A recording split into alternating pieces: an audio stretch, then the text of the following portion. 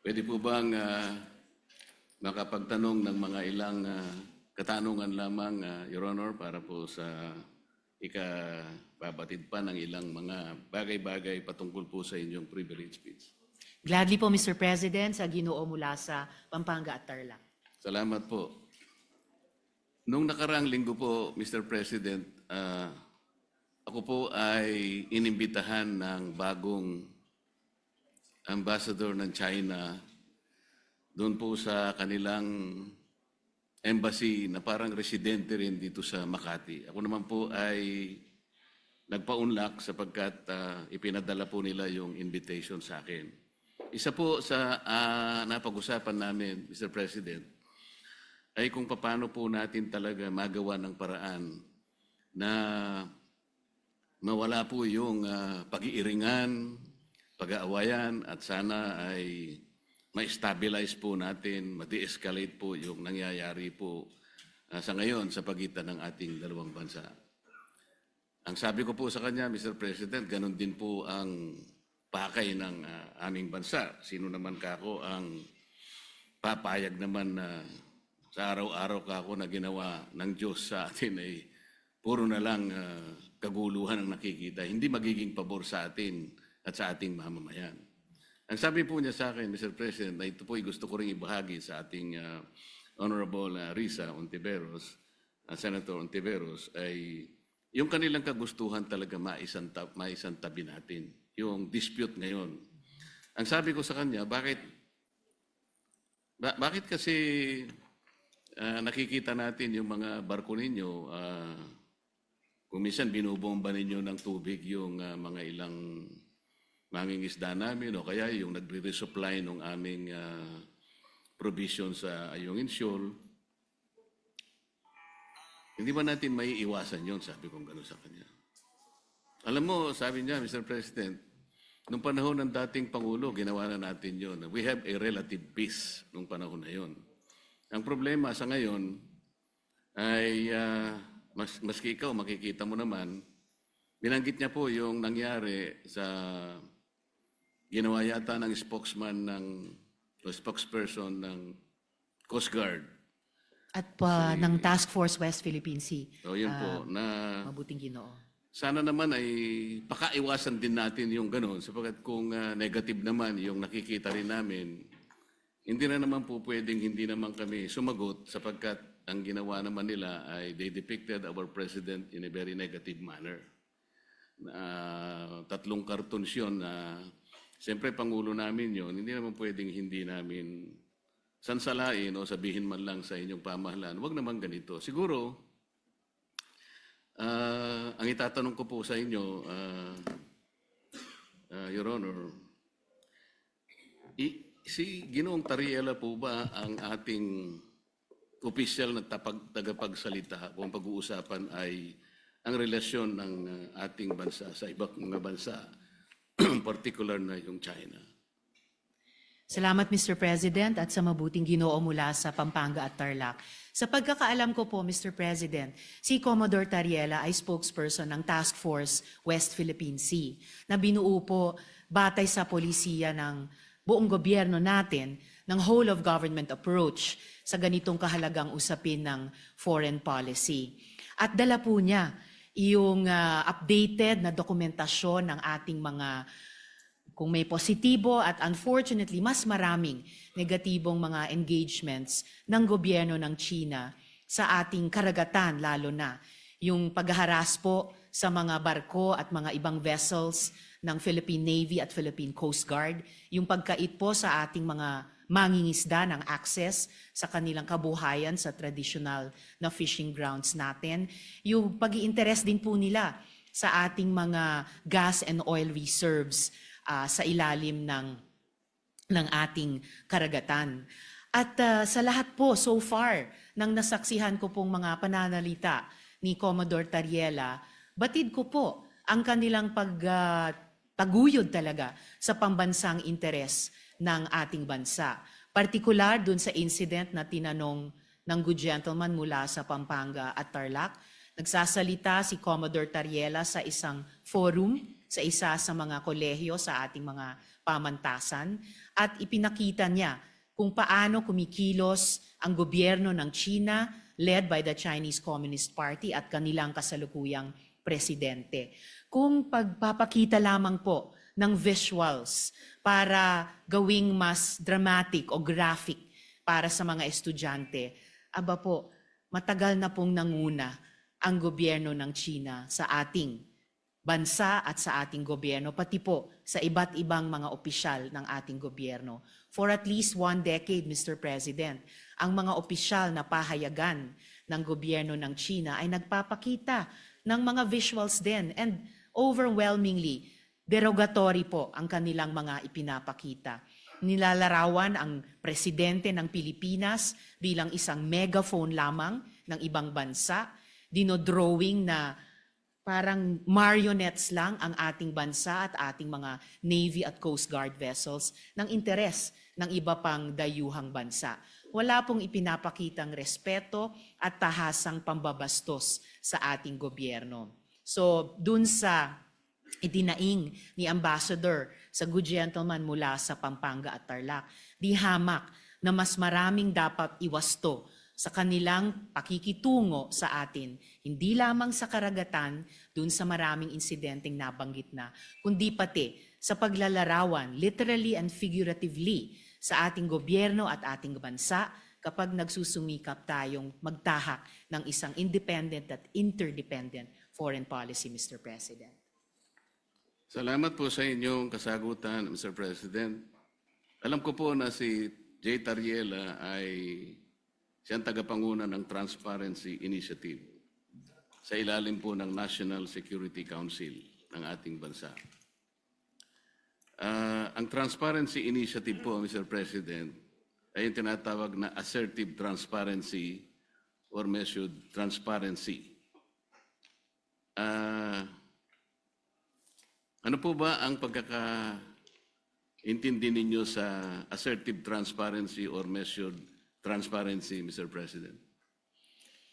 Sa pagkaintindi ko po, Mr. President, ang assertive transparency ay ibig sabihin, isa sa publiko, lahat ng mga importanteng engagement sa pagitan ng ating bansa at iba pang mga bansa, lalo na sa loob ng ating teritoryo. At particular dito, sa ating dynamic sa gobyerno ng China, ibig sabihin ay hindi magiging mahiyain ang ating gobyerno upang sabihin kapag nga may ganyang mga insidente tulad ng nagbunga ng pagkaputol ng daliri ng isang uniformed personnel natin, yung pansamantalang pagbulag at pagdinig sa ating mga personnel dahil gumagamit ng high-frequency radar o mga laser lights. At pati po yung, gaya ng nabanggit na rin ng good gentleman mula sa Tarlac at Pampanga, yung pagkait na makaresupply tayo ng maayos sa ating mga personnel sa mga lugar sa loob ng ating karagatan at teritoryo. Na hindi tayo o hindi ang gobyerno magiging mahiyain sabihin ito sa ating publiko at pati sa regional at international community. Bilang mga bagay na lubos na ikinababahala at nais iwasto ng ating gobyerno, whether ang lehislatura o ang executive, Mr. President. Ang inyo pong binanggit, Mr. President, ay napapaloob dun sa definition ng assertive transparency. Ngunit kung inyo pong isasaalang-alang, Mr. President, yung assertive transparency, ito po yung merong strategic objective na sa bawat balita na ating isa sa publiko o ipapaalam sa ating mga kababayan, ay kinakailangan meron tayong kaparaanan para sa ganun ay matiyak natin na ang ating paglalahad o pagbibigay ng impormasyon sa publiko ay hindi magiging cause ng panic o kaya ay maaring ma-misinterpret ng publiko. Ibig sabihin, meron pong kaakibat na responsibilidad na maiwasan natin ang hindi pagkakaunawaan. Kasi pag nagkaroon po ng misinterpretation, lalo pong lalala ang isang maliit na problema. Yun nga ang nangyayari po sa atin ngayon, Mr. President, papalaki ng papalaki. Siguro kung pakakaiwasan pa natin yung mga bagay-bagay, lalong-lalo na sa pagsasalita ni spokesperson Tariela, imbes na po siguro papaliit ang ating problema, baka lalong lumalaki. May kasabihan po kasi tayo, Mr. President, na ang pagkakamali ay hindi may tutuwid ng isa pang pagkakamali. Maaring sabihin natin, may mali ang China. Ngunit, kung halimbawa sa kanyang paghahayag ng mga bagay-bagay na maaring malaman ng publiko tungkol sa mga inaakala nating pagkakamali o ginagawa nilang mali sa West Philippine Sea, siguro yun ay ipaalam natin sa paraan na hindi tayo makakagawa siguro ng lalo pang mas malaking pagkakamali na katulad po ng ginawa niya. Kailangan po bang gumamit pa siya ng mga cartoon caricatures para ipakita niya ang Pangulo ng China sa isang negative at isang nakakahiyang mga pamamaraan. Alam po ninyo, Mr. President, dito sa ating tinatawag na West Philippine Sea na kinukuwenta nga nila yan, ito'y halos equivalent ng ating exclusive economic zone. Mas marami pa pong features ang Vietnam na okupado kaysa sa China. Meron din pong features na nasa loob ng ating West Philippine Sea na ngayon ay sinakop o occupied ng Malaysia. Tinanong nga ako ng Chinese ambassador, sana man lang o kaya gusto naming mangyari kung paano nyo pinakikitunguhan naman ang Vietnam sapagkat claimant din naman sila, pare-pareho tayong claimant. Sana hindi naman yung paraan na parang kami masyado naman kaming kontrabida. Yung Malaysia, nandun din naman. Pagpupunta rin naman yung barko ninyo doon, tinataboy din naman kayo. Totoo naman po yun, Mr. President. So, sa ganito pong mga sitwasyon, kaya ko po naitanong kanina, Mr. President, kung si Ginoong Tariela ang pinaka-spokesperson ng ating bansa, kung pinag-uusapan ay foreign relations. Kasi po, ito po, sa sarili po niyang statement, doon sa kanyang panel discussion organized by Strat-based ADR Institute, ganito po yung sinasabi nila, Mr. President. Not every event in the West Philippine Sea is openly released to the public. The info must first go through the Information Working Group. Ito po ay kinabibilangan ng mga sumusunod, Mr. President. DND, AFP, DFA, DOJ, National Security Council, at saka yung PCG, yung Philippine Coast Guard. Ito po yung National Task Force sa West Philippine Sea. Kapag ka po yung IWG, ito po yung, ay na-process na po yung information at nagkaroon ng desisyon na i-release, tsaka lamang po i-release. Ibig sabihin po nito, talagang pinakaiingatan din natin na kahit paano ay makagawa tayo ng diplomatic kings or whatever. Ganun po dapat sana ang magpakaingat sana sila. Lalong-lalo na nga po ay meron na nga tayong problema. Karaniwan po kasi sa mga bansa na merong ganitong disputes. Kagaya po ng sinasaad po ng ating Book 4, Title 2, Chapter 1 ng ating Executive Order 292, Mr. President. Ito po yung tinatawag nating Administrative Code of the Philippines. Pagka pinag-uusapan po ay foreign relations talaga, ay ang Department of Foreign Affairs ang dapat po sana ang opisyal na magpapaliwanag o magko-convey ng ganong klaseng pagpapaliwanag o anumang gustong i-convey sa ating mga karatig bansa. Ginoong Pangulo, masasabi po ba natin na si Ginoong Tariela ay nakikipag-coordinate sa bawat salitang bibitawan niya sa publiko, lalong-lalo na yung sinasabi niya na kailangan informahan ng public? Kiniklear po niya kaya ito sa Department of Foreign Affairs, gayong ito ang opisyal organ ng ating pamahalaan Para sa ganun ay maiwasan po natin ang lalo pang pagkakamali.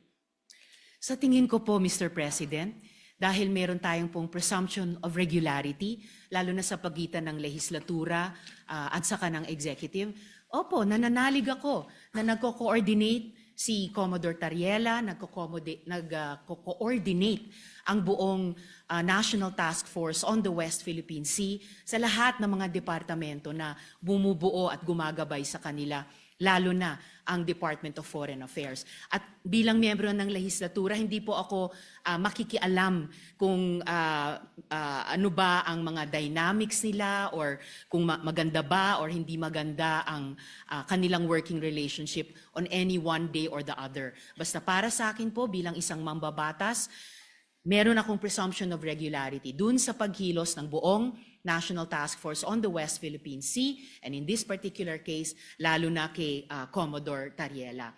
And i-shift po natin o lakihan po natin yung magnifying glass na meron po tayo ngayon. Ang problema po ay hindi kay Commodore Tariela. Ang problema talaga ay sa kondukta ng Chinese government sa kasalukuyang dynamics. Kung sumasakit ang loob nila dahil ayon sa kanila masyado naman silang kontrabida. I'm sorry, in this particular case, sila talaga ang pinaka-kontrabida. Hindi po nila pwedeng sabihin na mas marami namang ino-occupy ang Vietnam, may mga kasalanan din ng Malaysia. Opo, alam natin may iba't ibang claimant country sa buong South China Sea at yung iba ay kumbaga karibal din natin sa mga claims natin bilang Pilipinas. Pero hindi naman ina-attack ng Vietnamese Navy ang Navy at Coast Guard natin. Hindi naman dinedenay ng Malaysia ang mga mangingisdang Pilipino makapangisda sa sarili po nating karagatan. At I beg to disagree, Mr. President, with all due respect sa Ginoo mula sa Pampanga at Tarlac. Ang pinag-uusapan po natin at ang pinagmumulan nitong mga malalim na pagkabahala natin, hindi po ito maliit na problema. Napakalaking problema po nito. Isa sa malaking problema natin sa ngayon. At ayaw nating magpanik, ayaw nating mag-misinterpret. Pero saan ba nagsisimula ang maaring ikatakot? Saan ba nagsisimula ang hindi lang maaring, kundi nagigit talagang pagmumulan ng hindi pagkakaintindi? Yun po, in largest part, dahil sa kondukta ng Chinese government laban sa atin, lalo na sa karagatan, at ngayon, gaya po ng nabanggit ko kanina, pati na po sa internet, na kumbaga, sila nga ay nagiging problematic sa atin, gusto man natin pareho na lutasin ito, pero bukod sa ginagawa nila sa atin sa ating laot, sa Navy, Coast Guard, mga mangingisda, sa ating buong sambayanan, gusto pa nila patahimikin kapag may mga pinuno ng gobyerno sa executive man o dito po sa legislature na magrereklamo. Ang tawag ko po dyan, Mr. President, sa ugali ng Chinese government, gaslighting. Sila na nga ang gumagawa ng mali, mamasamain pa nila kapag pinuna ng ating panig, ng ating gobyerno, tayo pa ang may kasalanan at sila pa ngayon ang biktima. Classic gaslighting behavior po yun. Napaka negative na psychology yan kung sa individual na tao po or kung sa interpersonal na mga relasyon. And dapat wag gagawin yan, wag gagamitin yung ganyang cheap tactic nila, lalo na po sa foreign relations. Lalo na kung totoong gusto nilang lutasin natin ng maayos ang hindi maliit kundi napakalaking problema nito, Mr. President. Mr. President, sa tanong ko po kanina kung ikinukonsulta ni Ginoong Tariela sa DFA ang kanyang mga ginagawa at pagpapahayag sa publiko, at ang sinagot po ay siguro naman po maaari sapagkat yung pong presumption of regularity. Alam po ninyo, nakausap ko ang Secretary of the Department of Foreign Affairs. Hindi po siya nakikipagkonsulta. Sa totoo lang, sa tansya ko po, nung nag-uusap kami, ayaw din po ng DFA yung ginagawa ni Ginoong Tariela. Nahihirapan nga po sila. Yun ang pagkakasabi sa akin.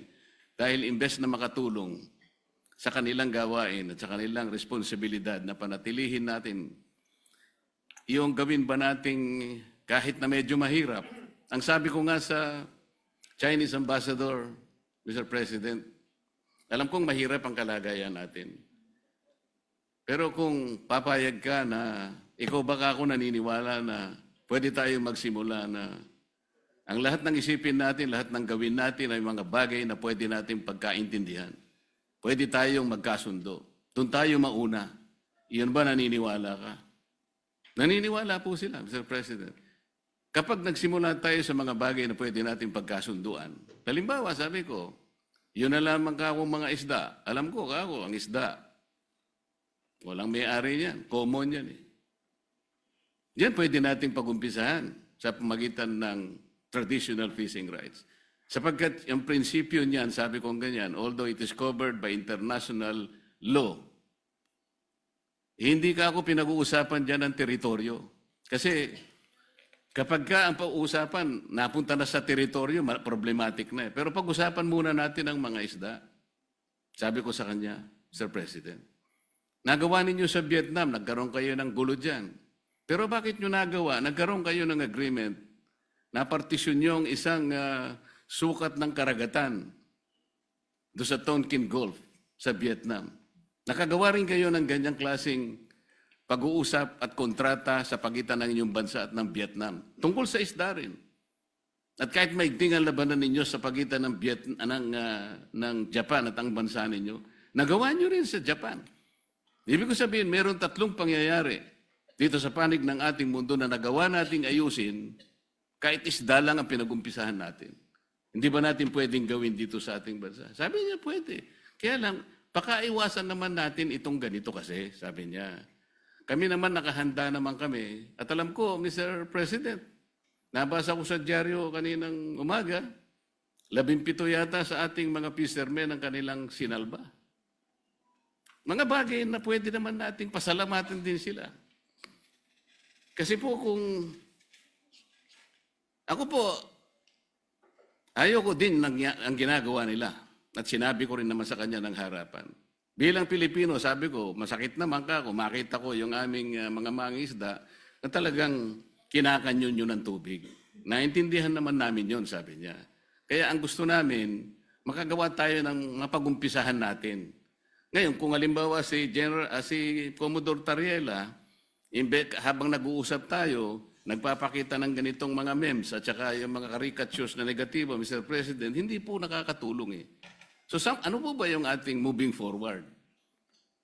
Wala na ba tayong gagawin kundi puro patutsadahan na lang? Hindi po makakabuti sa pagitan ng dalawang bansa natin. Kaya lang naman po ako tumayo para imungkahi ang ilang bagay-bagay sana na makakatulong. Maaring mahirap po sa umpisa.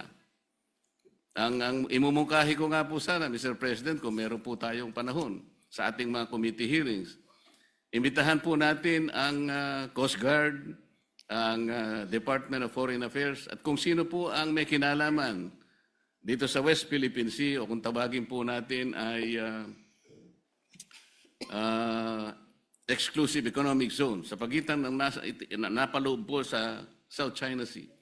Para po yung komplikasyon po dito na napakarami, kasi yung batas po natin at yung ating administrative issuance na nangyari sa mga nakarang araw at yung mga ginawa nating batas kamakailan lang, hindi ko nagkakamali 2024, hindi po consistent talaga eh. Lilitaw po meron tayong mga bansa, meron po tayong mga features na inoccupy natin. Labas po sa ating exclusive economic zone. Ipakikita po natin yun. Kasi kung wala tayong masusing pag-aaral, nababanggit ko nga po kung minsan, Mr. President, hanggang ngayon, wala po talagang malinaw na coordinates kung ano ba talaga ang pinaka-area ng ating West Philippine Sea o Exclusive Economic Zone.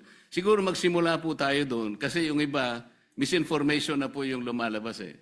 Napaka-komplikado po nito kung pag-uusapan po natin yung mga features na yan at kung ang magiging centerpiece po ng ating foreign policy, ipag-awayin na lang natin ang mga bato sa South China Sea. palagay ko po nalilihis po tayo. May malaki po sigurong mga dapat pag-usapan at napakalaki ng China, napakamayaman ng ekonomiya ng bansa na pwede po natin sigurong maging siguro kakampi sa mga darating pong mga panahon kung maisasantabi po natin ang mga sigalot na namamayani sa ating bansa. Maraming salamat po, Mr. President. Maraming salamat po sa ating Senator Risa sa pagkakataong ibinigay po sa inyong lingkod. Salamat po. Salamat po, Mr. President, at sa mabuting Ginoo mula sa Pampanga and Tarlac. Pwede ba nating maging kakapi ang China? In principle, bakit hindi? Pero pwede ba nating maging kakampi ang China kung ipagpapatuloy niya ang pinaggagawan niya sa ating karagatan, sa internet, at nagsimula na siya, laban na sa mga opisyal ng ating gobyerno, both sa executive at sa legislature. Wala akong maalalang previous incident, Mr. President, na kahit sinong ambassador ng ibang bansa dito sa Pilipinas ay nag-post sa embassy page nila ng ganyang banta ng kanilang spokesperson ng Chinese Foreign Ministry laban sa mga opisyal natin na nagsasalita lamang para sa pambansang interes. Pati kay Senator Erwin, meron na po silang post na Mr. Senator. Bukod kina Commodore Tariela, Senator Kiko, Representatives Chel at Laila, at sa akin din po. Pwedeng maging kakampi kapag itinigil yung ganyang mga gawi ng isang hindi kakampi, mga gawi ng isang hindi kaibigan, pwedeng maging kakampi. Hindi simpleng isa-isang tabi yung sigalot na sabi nila tayo ang may kagagawan, na kapag nagreklamo tayo, tumutol tayo sa kanilang maling gawi sa ating Navy, Coast Guard, mangingisda, bayan, sasabihin nila, masyado naman kayo isa-isang tabi niyo yan. Hindi po. Yan ang gustong mangyari ng isang bully tulad ng gobyerno ng China, na hindi sila maging accountable sa ginagawa nila sa atin at simpleng iaatras natin ang ating pagreklamo.